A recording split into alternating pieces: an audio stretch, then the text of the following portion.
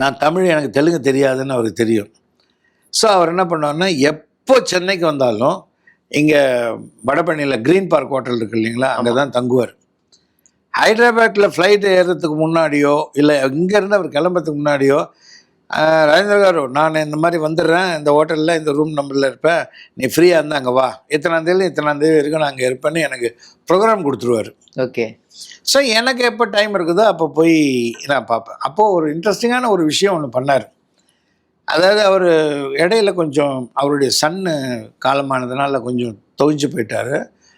அப்போது க்ரீன் பார்க்குக்கு என்னை கூப்பிட்டார். நான் போனேன். அங்கே ஒரு 3 பெரியவங்க உட்காந்துருந்தாங்க.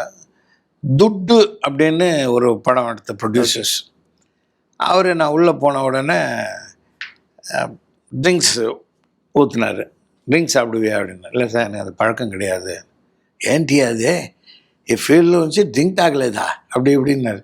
இல்லை சார் எனக்கு அந்த பழக்கம் சின்ன வயசுலாம் கிடையாது சார், ஸ்மோக் பண்ண மாட்டேன், ட்ரிங்க் பண்ண மாட்டேன்னு.